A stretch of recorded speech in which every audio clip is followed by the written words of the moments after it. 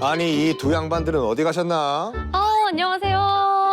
아니 두 분들 뭐 하다가 이렇게 늦게 오세요? 네, 아니 여기 앞에 송전탑 공사를 하고 있어가지고 도로가 그냥 꽉 막혔지 뭐예요. 빨리 오고 싶었는데. 그쵸? 아유 그건 이해를 좀 해주셔야죠. 이 송전탑 공사하는 게 얼마나 네. 힘든 일인데 이게요. 그러니까요. 아니 그 안에서 차 안에서 공사하는 현장을 보니까요. 진짜 의외 건설이다라는 말이 그냥 절로 나오더라고요. 그렇죠. 네. 사실 건설하면 땅 위에서 이렇게 뭔가를 만드는 그런 작업들을 생각하게 되는데 송전탑 공사는 공중에서 일을 해내야 되는 거잖아요. 그래서 정말 대단하다라는 생각이 들더라고요. 아유 정말 네. 옳으신 말씀입니다. 이 건설은 산전, 수전, 공중전이지 않습니까? 맞아요. 그래서 오늘은 아뮤 약간 무협 장르로 한번 들어가 보는 것이 어떨까요? 네. 그래서 오늘은 정말 생각지도 못한 의외의 상황에서도 건설을 위해 고생하시는 건설 기술인들의 이야기 나눠보는 게 어떨까요? 네. 네, 좋습니다. 자, 그런데 본격적으로 이야기 나누기 전에 송전탑의 역할이 정확하게 뭘까요? 네, 송전탑은 네. 그 발전소에서 생산된 전력을 이동시켜주는 그 선을 이제 송전선로라고 하는데 이 송전선로를 지지하는 그 지지물이 바로 송전탑이에요.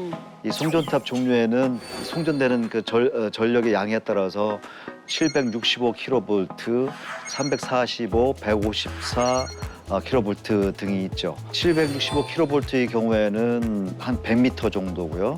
345kV의 경우에는 한 50m 이상의 높이 송전탑을 건설해야 되는데요. 고압일수록 철탑의 높이가 높아집니다. 안전상의 문제 때문에. 철탑의 높이가 100m라니 정말 대단하네요. 네. 그런데 우리나라 송전탑 건설은 조금 다릅니다. 유독 다른 나라보다 조금 더 위험하다고 하는데 그건 왜 그럴까? 다른 나라보다 높이가 높은가요? 뭐 왜 그랬겠죠? 대한민국의 송전탑의 크기와 높이의 기준이 다른 나라에 비해서 훨씬 더 높은 편이라고 해요. 맞아요. 네. 맞아요. 근데 하늘 높이는 다 똑같은데 왜 우리나라만 송전탑이 더 높은 거예요? 네, 그 규정상 송전탑을 설치할 때 다른 나라보다 안전거리를 더 높게 이제 확보하기 때문인데요. 높게 할수록 이제 이격거리가 커지니까 전파량 노출은 이제 줄어든다고 해요. 네. 그러면 높으면 높을수록 우리 건강에는 좋겠지만 공사 중에 사고도 많이 날 것 같거든요. 맞습니다. 이게 송전탑이 얼마나 높습니까? 아까 우리 또 형님께서 말씀을 해주신 것 같이 기본이 50m, 뭐 100m가 넘거든요. 사고가 나면 정말 큰일이 나는 정말 위험한 공사죠. 네, 아니, 엄청 위험하지만 그만큼 지면에서 멀리 떨어져서 건설하기 때문에 우리가 안전하게 전기를 이용할 수 있는 거겠죠. 감사하다라는 마음이 듭니다. 자, 그런데 그 높은 송전탑은 어떻게 세우는 걸까요? 송전탑 건설 과정이 궁금하네요. 송전탑을 땅에 세우는 고정 작업이 제일 중요한 작업인데요. 우선 이제 건설 예정하는 그런 터에 주변 나무를 이제 베는 그 부지를 확보하는 것부터 시작해서 원통형 구덩이를 파고 그리고 구덩이 안에는 이제 철탑을 꽉 잡아줄 수 있도록 기초 강도를 높이기 위해서 철근을 설치하고 또 흙이 흘러내리지 않도록 원형 그 둘레에 이제 강판을 치죠. 그리고 철탑 지지대 역할을 하는 기둥을 박고 그다음에 콘크리트를 부어 놓은 다음에 흙으로 대매어서 이제 기초 지하 조성을 마무리하게 되면은 이제 콘크리트가 굳어서 단단해지면서 철탑을 조립하는 공정에 들어가게 됩니다.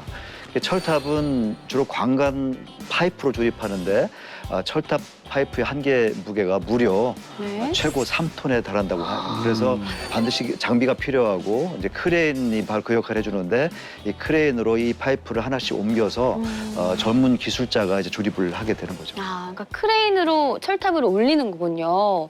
그러면 사람이 직접 올라가는 건 아닌 거예요?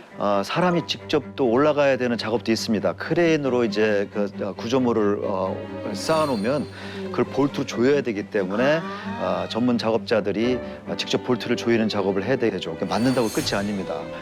사후 관리가 또 중요한데 이 전선에서 이제 흐르는 전류가 이 철탑으로 흘러들어오지 않도록 이제 막아주는 애자라는 장치가 있는데요. 이걸 수시로 물 청소를 이제 해줘야 되는 그 애자라는 게 있습니다. 근데 전기가 흐르는데 전기탑을 물 청소를 하는 건 위험하지 않아요? 그래가지고 네네네. 일반인들은 못하고 이게 전문가가 직접 하셔야 돼요. 네. 이 송전탑 끝까지 올라가서 이제 애자에서 한 1m 정도 안전거리를 두고 이제 수직으로 이렇게 물을 쏴서 청소를 한다고 합니다. 이렇게 주기적으로 관리를 해줘야 네. 전력 손실이 없다고 하죠. 그렇군요. 그러면 이 주기적으로 하는 청소 누가 하는 거예요? 송전탑은 솔직히 아무나 못 올라갑니다. 이 송전탑을 올라갈 수 있는 사람이 딱 정해져 있거든요. 네. 해당 송전탑 구간을 담당하는 기술자뿐인데 이 송전탑을 오르기 위해서는 필요한 자격증을 보유한 베테랑 기술자가 필요하고 이 기술자만이 송전탑을 오를 수 있다고 하죠. 네, 정말 대단한 일이에요. 왜냐면은 이걸 세우기도 힘든데 관리하기는 더 힘들다. 그렇죠. 그러면 우리나라에서 가장 높은 송전탑은 어디예요? 한강 하류에 있는 송전탑이 가장 높다고 하는데 생각만 해도 정말 아찔합니다. 무려 높이가 네. 195m예요. 195m?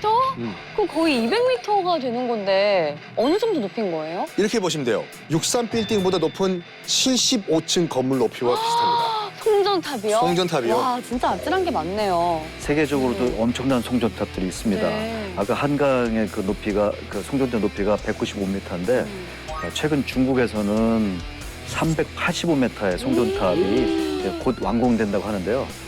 이건 공식 축구장 3개 길이를 합친 것보다 어머나. 더 높고 또 양쯔강을 가로지르는 2개의 송전탑 거리만 해도 2.6km. 완공되면은 무려 이제 그 주변에 800만여 가구의 전력을 공부할 수 있게 된다고 해요. 네. 근데 한 번 세우면 이걸 계속 사용할 수 있는 거예요?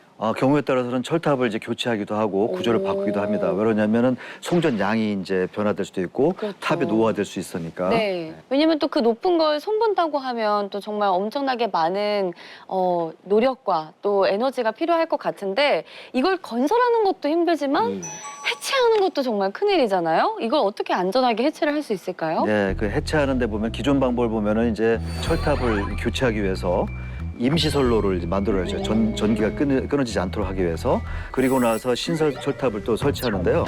이제 이 기존 철탑을 철거하거나 또는 기존 철탑 그 외측에 또 신설 철탑을 설치한 다음에 기존 철탑을 철거하는 이런 복잡한 절차가 있어요. 그런데 2015년쯤에 송전 철탑을 해체 없이 또 정전도 되지 않고 건설할 수 있는 신공법이 나왔습니다. 우와. 동전 철탑 무정전 상향 공법 굉장히 길죠. 와. 아파트 건설 현장 같은 데서 타워 크레인 있습니다. 근데 어떻게 타워 크레인이 커지는지 아세요?